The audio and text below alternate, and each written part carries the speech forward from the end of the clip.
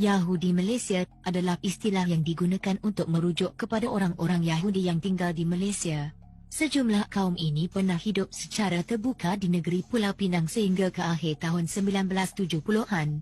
Mereka juga pernah tinggal di negeri lain, terutamanya di Negeri Sembilan dan Melaka. Orang Yahudi Malaysia terdiri daripada keturunan Yahudi Sephardi, Mizraq dan Cochin. Sejarah Yahudi Malaysia. Perhubungan pertama antara masyarakat Yahudi dan masyarakat di Tanah Melayu bermula pada sekitar kurun ke-9 yang bermula di Lembah Kujang. Pada abad ke-18, kaum ini dijumpai di Bazar Kosmopolitan, Melaka.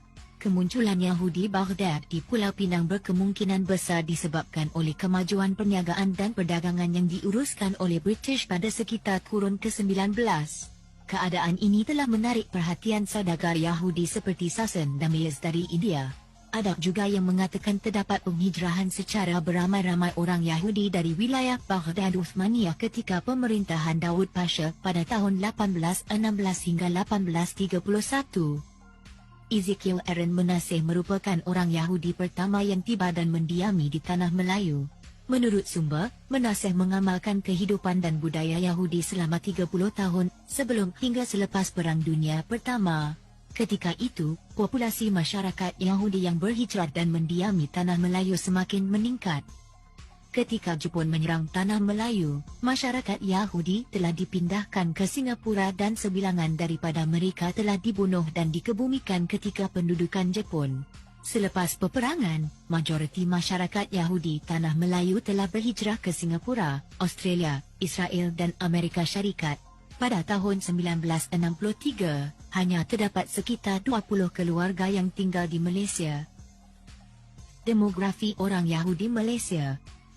Berikut merupakan Raja Bancian Umum Bertempat Yahudi di Pulau Pinang dari 1881 hingga 1941. Sebelum 1970, dianggarkan terdapat 100 orang Yahudi di Malaysia dan kebanyakan mereka adalah pelarian dari Rusia.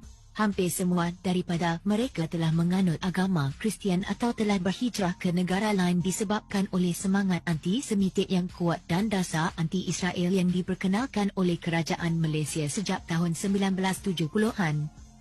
Majoriti masyarakat Yahudi Malaysia boleh berkomunikasi di dalam bahasa Melayu, bahasa Inggeris dan terdapat sebilangan daripada mereka boleh bertutur di dalam bahasa Yiddish, Parsi, Ibrani dan Arab. Legasi Yahudi Malaysia. Terdapat 3 legasi orang Yahudi di Malaysia, antaranya adalah tanah perkuburan, rumah ibadat dan nama jalan.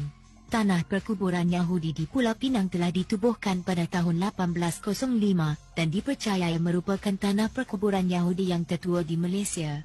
Berukuran 38,087 kaki persegi, ia terletak di Jalan Zainal Abidin.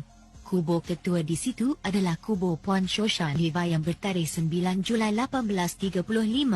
Dianggarkan terdapat 106 buah kubur dan kubur yang terbaru di situ adalah ketika tahun 2011. Tanah perkuburan ini dibina khusus untuk masyarakat Yahudi di sini. Satu-satunya rumah ibadat Yahudi di Pulau Pinang yang terletak di Jalan Nagore telah ditutup pada tahun 1976. Penutupan ini adalah disebabkan masyarakat Yahudi yang pada ketika itu tidak dapat melakukan ibadat minyan. Jalan Yahudi merupakan sebuah jalan di Pulau Pinang yang terletak di kawasan majoriti masyarakat Yahudi. Jalan ini merupakan jalan kecil yang terletak di antara Jalan Burma dan Jalan Macalista di Jamestown. Kini, nama jalan tersebut telah ditukarkan kepada Jalan Zainal Abidin dan ini telah memadamkan salah satu legasi kewujudan Yahudi di Malaysia. Orang Yahudi Malaysia. Terdapat beberapa orang Yahudi yang dikenali seperti David Marshall, Gary Brown, Ezekiel Menaseh dan Modi Mordechai. David Marshall. Walaupun beliau penduduk Singapura, beliau memainkan peranan yang penting dalam kemerdekaan Malaya dan merupakan warga negara Malaysia apabila Singapura menjadi sebahagian daripada Malaysia dari tahun 1963 hingga 1965. Beliau juga hadir pada rundingan damai Baling 1955 antara Kerajaan Persekutuan Tanah Melayu dan Parti Komunis Malaya. Gary Brown berasal dari New York dan telah menetap lebih dari 24 tahun di Kuala Lumpur.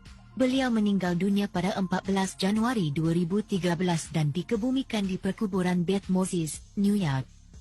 Ezekiel Manasseh, penduduk terawal yang pernah direkodkan di Pulau Pinang. Modi Mordechai, penduduk terakhir di Pulau Pinang dan meninggal dunia pada umur 89 tahun.